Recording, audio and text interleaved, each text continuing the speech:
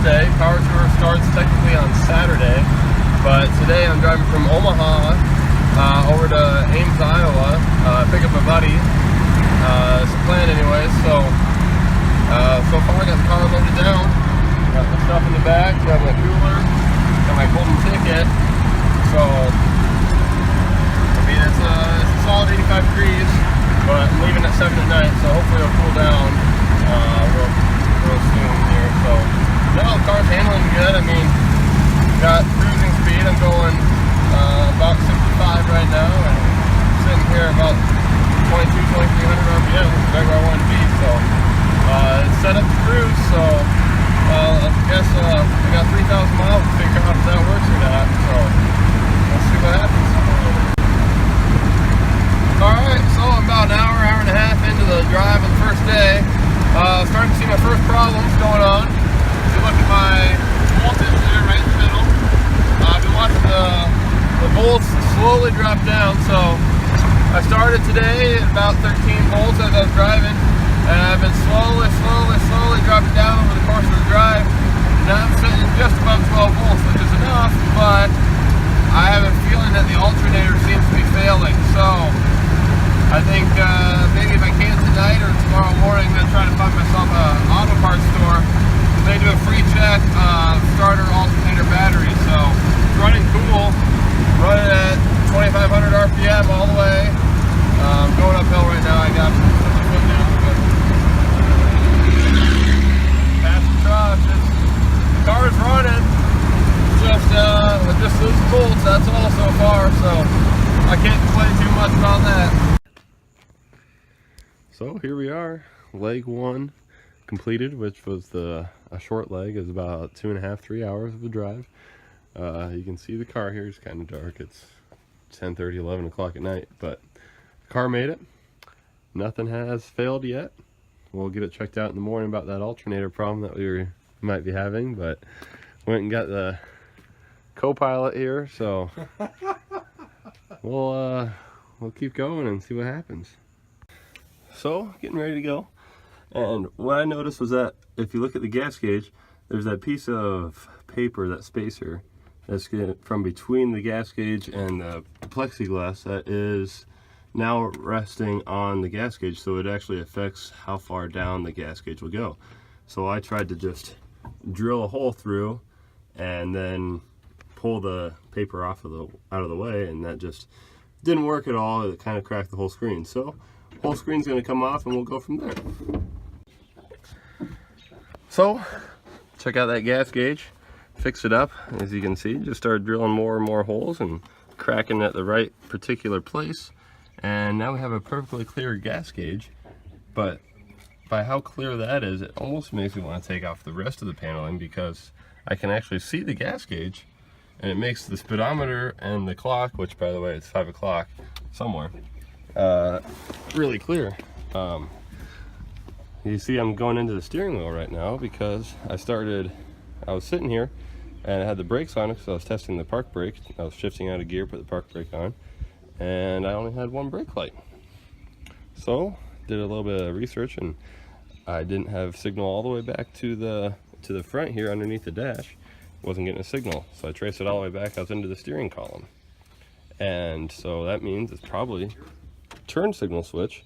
So I looked at it again, wiggled the switch a little bit while in the neutral position with the brake lights, with the brake pedal pressed, and I had a brake light. So turn signal switch is going bad, but for right now it works, so it gets to the auto parts store at least. So we pulled into the gas station, our power steering belt slipped off again. Like I said, it's a little bit off tracked. Hopefully we can just tighten it up and it'll be good, but once those belts turn once, they're likely to do it again. So we got the crescent wrench out on it, and we're going to 2-man it, and hopefully we can get her done. Alright, so we made it to stop for night number 1, staying with a buddy in St. Louis here on the way from Omaha to Bowling Green. So we literally just lost the power steering belt again. Come and open up the hood and figured out apparently we got hot, started shooting some coolant. Must have been just in the last little bit here, because we didn't notice it. The gauge was reading 180 the whole time, But anyways, the oil leak is getting worse, so we're gonna keep an eye on that. But hey, car's here. We got like 600 miles in the books, so it's like a 20% total, so getting there. So it's another morning and we're doing our daily morning repairs. The power steering belt's off, like I said. So after last night when we were puking coolant all over, as you can see it's still on the ground, I opened up the radiator. We're still full. So I'm not sure what's going on there. I'm just gonna let it go and keep driving. But Brian's here is working on the regulator that failed, I guess, and this way if we need our lights we can use them. And I'm working on the belt, so hopefully we can get these two buttoned up. We're gonna double check the tail lights if those are gonna work for us. I'm gonna avoid putting on the new turn signal switch because we need a steering wheel puller that we don't have with us right now, so we'll have to go to an auto parts store to rent one, at least for, you know, 10 minutes that we actually need it to replace that. So hopefully the tail lights are working, and if they are, then we're going to avoid doing that until we need to go to an auto parts store again. So like I said, once the belt falls off once, it's going to keep falling off. So look at this belt. We put this back on, I don't think it's in this bad of shape at all, but we're looking at it here and it's just cracked all the way down. Like, I'm honestly surprised. Like, this is all the way around. I'm really surprised that it didn't just snap on us. It's pretty bad shape. Conveniently, when I picked up the spare belt, the new belt, I picked up a spare one. So I'm gonna put a new one on. We're gonna put a spare in the trunk. So if we have this problem again, we can just pull over on the side of the road and throw a new belt on. It's currently raining. It's only raining a little bit on the inside. It is raining on the inside though. But we are hopefully get out of here soon, and it'll be fine. There goes the stick. There was a stick on our hood, and we finally lost the stick at about 60 miles per hour. So, all right. As you can see through the We should pop up. All right, to our left, we can see the St. Louis Arch.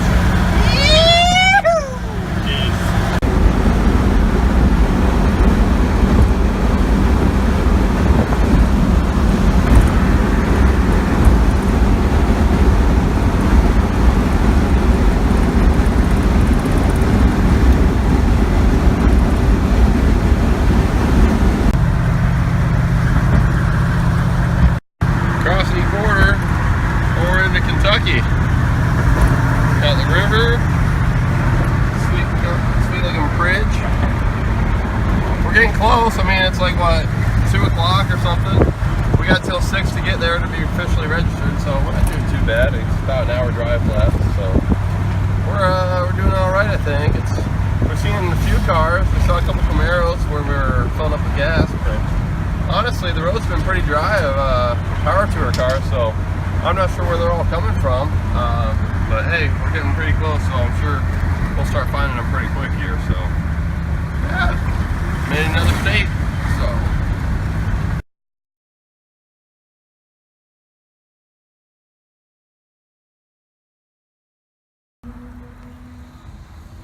here we are. It's the end of day one. We found a campground that we were going to stay at, and we called them up and they asked if they had any spots, and the lady says, "Are you part of that rally?" And we said, "Yeah, sounds right." So we show up. Turns out it's something like a motorcycle rally. Big concert over there, and big group of people. I don't know, a big circle around a bonfire in another spot. No other hot rods here, so here we are by ourselves cooking some hamburgers. But it works, I guess. We found a spot, and we've got showers there. That's important because we're sweating a lot today. But we got through day one, found a spot to stay. Can't complain. This is the route, the hot rod, the official route, the power tour. We got a nice group here. We got a couple Bel Airs in front of us, an old Ford, two Camaros. Pretty good group of people that we're running with here. It's pretty fun just watching everybody on the side of the road, just stopping and looking at all the cars and everything. We got some beautiful scenery, if you can see up ahead here, just driving through the mountains like this. It's awesome, better than flatlands that I'm Tennessee. We're backed up on the interstate here. I think the actual site's like 2 or 3 miles off, but I don't know if you can see it in the mirror there. We got a line of cars all the way back, about another quarter mile behind me. Cars in front of me haven't moved for a while out here, so I'm not quite sure what's going to happen here, but something's got to give, so people get off the interstate at least. We've been sitting here for 15 minutes. This is as far as we've gotten. Got off the interstate now. The line's still back there, but we're getting hot. Not engine temperature-wise, but pretty sure we're boiling the fuel in the car, because all of a sudden it'll just stop, and I gotta get that fuel out of the car, cool it off, get some cool fuel back in there. Running with the doors open and everything. It's pretty miserable. So we have about a mile left. About every 10 seconds we move about 1 car length. So check-in's in an hour. I don't think we're gonna make it if we keep up at this rate. From what I understand, they have a 2-lane road, 1 lane in, 1 lane out, and apparently they just cannot figure it out how to get 5,000 cars in and back out. So here we are.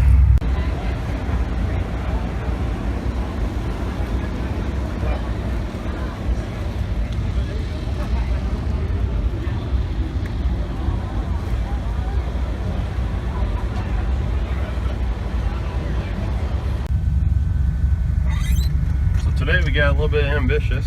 This is morning of day 3.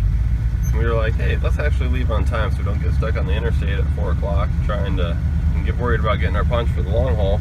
So here we are sitting not on an interstate, just on a 2-lane highway.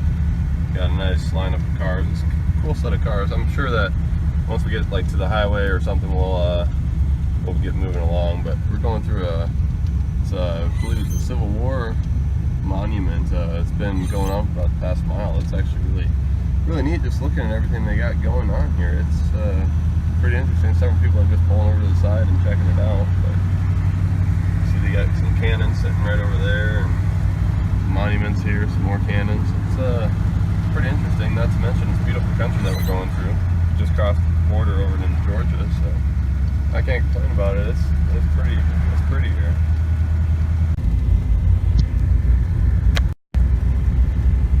So, we're sitting in stop-and-go traffic again. The guy in front of us just ran back and looks like he grabbed some tea out of the cooler in the back here. So we're going that slow. It's looks like it's not too far ahead, but maybe another quarter or half mile of this. But with all normal driving conditions, we're only about 2 hours out. So if that was the case, 2 hours, we'll be out there about 12:30. So we'll actually be somewhat on time today if this holds out.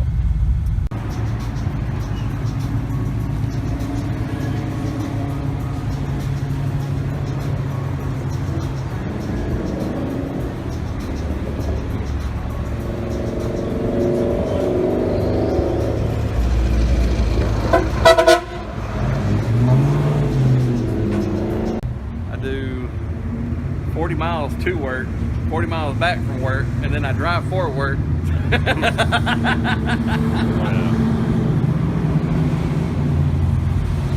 why I got this thing now.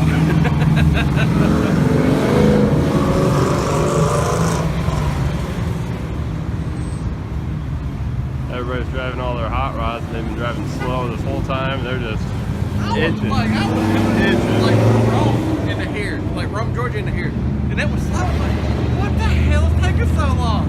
Because I had a semi in front of me. Oh yeah. And the semi pulled off, and I saw it was classic. So I'm like, what the hell's going on? Got the Brothers Polish Mustang on track.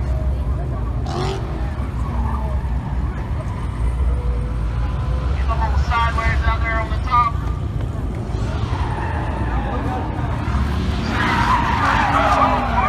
Whoa, lock it down. Lock it down.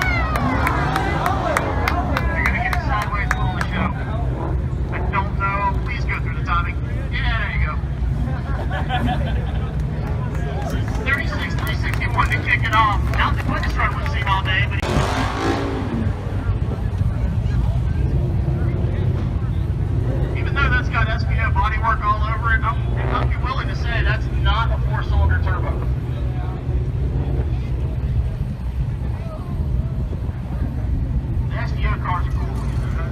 Whoa, we got a tent taking off.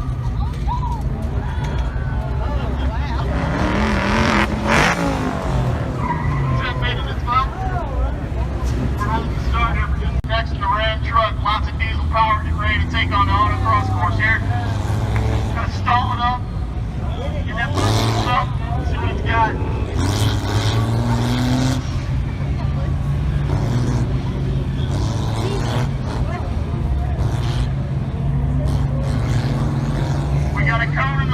Going out to the top side of the course.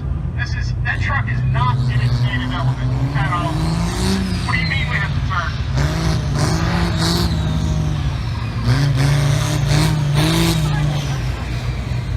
If there was any way that he could get that thing boosted up and on stall, I think we'd see a show.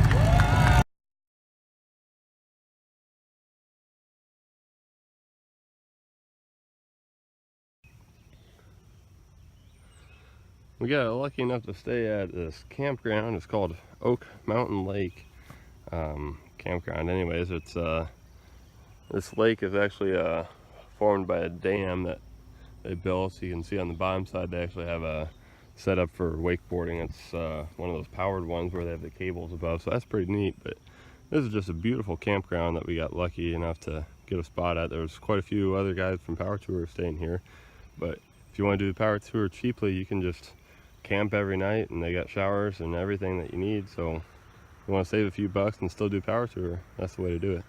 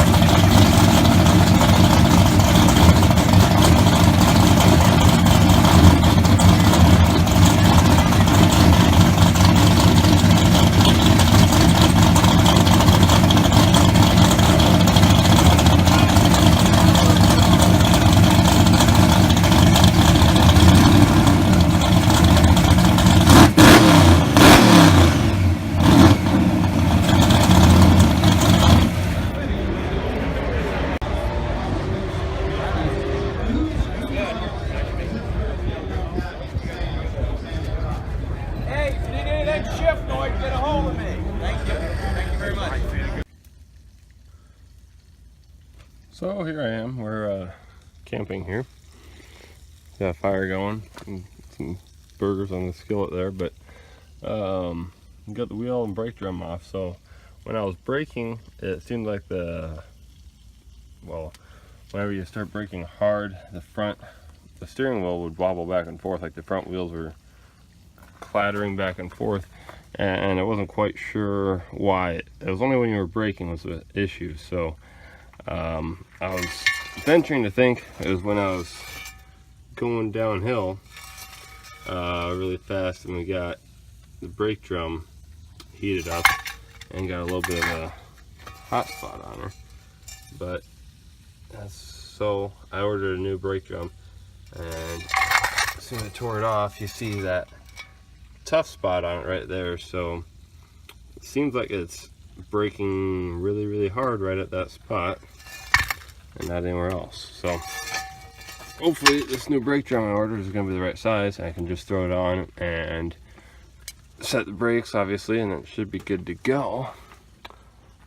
We'll see what happens. So it almost looks like I got a piece of metal right here. I can't see it. So I'm going to have to do a little bit more looking at this and see what I come up with. Okay, so it's getting a little bit darker out now, but anyways, yeah, I got the drum here. It looks, I mean, this is a little bit different here, the outside ring here. I think it should be fine. I'm going to try it out. I haven't yet. This tab here I was looking at earlier, that's just the lock on the top here, so that's no big deal. I did notice it seemed like my wheel bearing was a little bit loose. There was a little bit of play in there, and I ended up tightening it like 1/6 of a turn for that hex nut there with the roll pin on there. So I know I changed those earlier. Maybe they just got a little bit more worn in, or I didn't have it quite tight enough to start with. Either way, I tightened it down that 1/6 of the turn. I'm gonna go check the other side once I'm done with this side.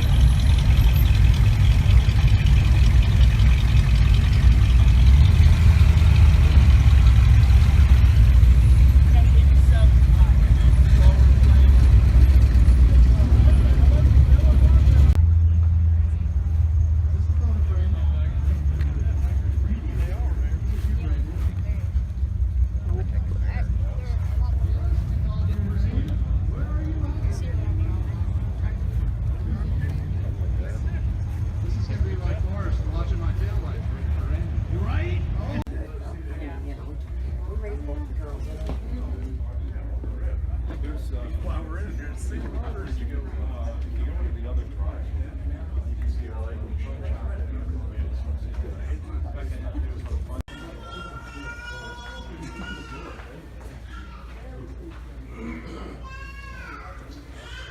intake steer exhaust is here. You don't know that.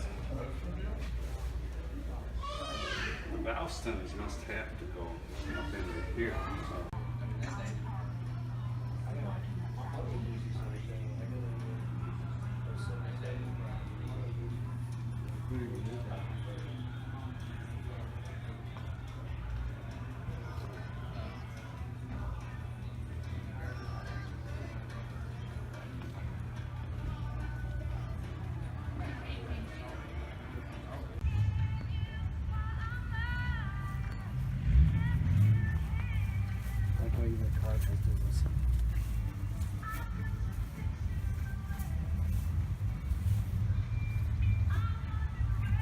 Baby seat and the front seat.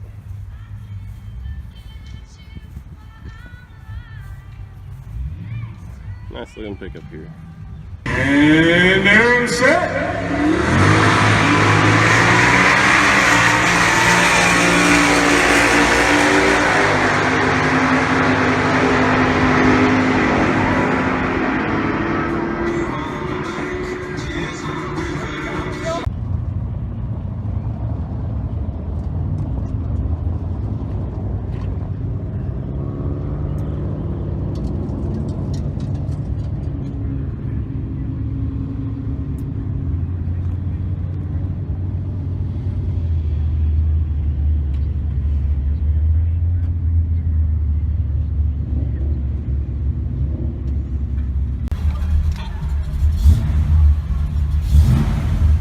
Been running pretty good. We're using oil a little bit, about 7.5 quarts in right now.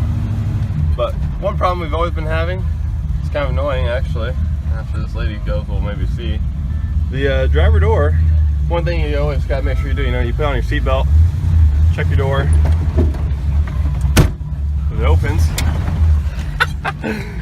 Oh, Ryan just killed it, but No. Every time that you get in, the driver door will open. First time killing it on the trip, by the way. No! Mr. Ryan Allen right here. Alright. Good old. It's not because of me, it's because the thing is not. That's fine. It's getting a little bit hot, so I'm sure the fuel's boiling in the car, which isn't helping, but either way, Ryan has killed it. That's pretty entertaining. No, the car's been running pretty good, besides that 7.5 quarts of oil that we're using. Here we are, we're back in central Iowa. Made it all the way home. Car was doing pretty good. It's like 10:30 at night. Found some disc brake drums along the way. I found them on Craigslist, a guy down a little bit south of Des Moines. So I went down and picked those up, and he had actually got on power tour for a couple days. So I had to stop and talk to him for an hour, it seemed like. Pretty close to it, at least, about just power tour and stuff in general. But so I have some disc brakes, spindle, rotor, calipers. They'll need a little bit of rebuilding, but they can go on the front of the car now, so that'll be fun. But the car made it. This far at least. I have about an hour and a half to go back to my parents' place. I'm going to park it there in their shed and celebrate Father's Day tomorrow. But well, the car was doing really well, doing about a half or a little bit less than a quart of oil per tank of gas. And then on this last stretch here, it just finally gave out when we were going 80 mile an hour the whole time and burned a whole quart in a tank of gas. So I'm going to take her a little bit easy on this last little bit here and hope that we make it. But I think all in all, we added up, it was about 9 quarts of oil over the whole trip. It's been,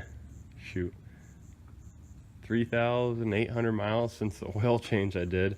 I just changed the oil, went to work in Omaha, then drove to central Iowa, so that maybe added 300 miles. So all in all, about 3,500 miles for power tour this year.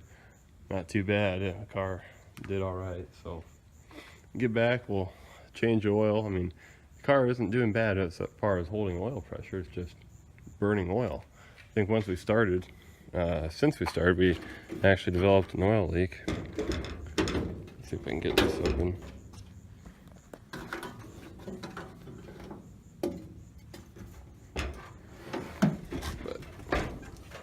So when I first started running, I didn't actually have an oil leak until we about started for the trip. And right in here underneath the intake, it developed one. And then down on the bottom, on the timing chain cover, developed one. Both of those, I mean, that was as we were going. I'm not gonna take those off as we're going. I'm just gonna let them run it out as long as they're not getting too bad. So those are something I'm gonna try to fix. But the engine, the way it's holding 25 to 30 pounds of oil pressure at idle with 1030 oil. So my guess is, yeah, the bearings are a little bit worn down, but the amount of blow-by that we have, or amount of oil that we're burning, makes me think the lead more towards the piston rings are just kind of worn out. When I go and think about this engine more, I'm pretty sure that this is the original factory build from 1968, because this engine came from a 68 Impala, the 327, yeah, but then it was run for 50,000-60,000 miles, he said, or the guy guessed. They pulled it out, put it in a pickup, ran it for 300 miles, took it out. He forgot why they took it out, and then it sat for 20 years. So maybe one rebuild on it, maybe not, but my guess is that leans towards that the original factory build. So with that new camshaft I have, yeah, that's new for it, but everything else, it's the original bottom end, new headwork and intake, camshaft, but bearings and rings I'm thinking original, so that's probably why we're having so much blow-by issues here. But you can see on the back side there, it's well coated right behind the cap there. So yeah, that's why we got 9 quarts of oil going into it over the trip. But yeah, that's how it goes. I mean, as long as you keep it full, these Chevys, they just keep on running. So can't complain about that. It's done pretty well for us. So yeah, I'll get it back and put it in the shed. I think next project's gonna be disc brakes on it. Then maybe we'll throw on AC and throw one of those engines I got sitting in my basement in here and see if we can't get some more power out of it and blow up that transmission. So call it a successful trip overall, I think. Yeah, but over the whole trip, I think we averaged maybe 15-16 miles per gallon over the whole thing. Highway, we were getting 16-17, stop and go, we were getting about 14 or less. But shoot, I can't complain about a car from 66 that's doing that well. So especially with the 327 and that larger than stock cam that I have in there, and 373 gears, does help with the overdrive, of course. We're running about 2,500 RPM the whole time, but shoot, this is well worth the trip for sure. Gonna do it again next year, whether it's with this car or another one. So I'm gonna try to get this one fixed up right away, because I got another trip going out to North Carolina here in a couple months, and I wanted to take this car along with. So better get her going again and just do it all over. So with that, I guess we'll see you on the next video when I start doing disc brakes probably.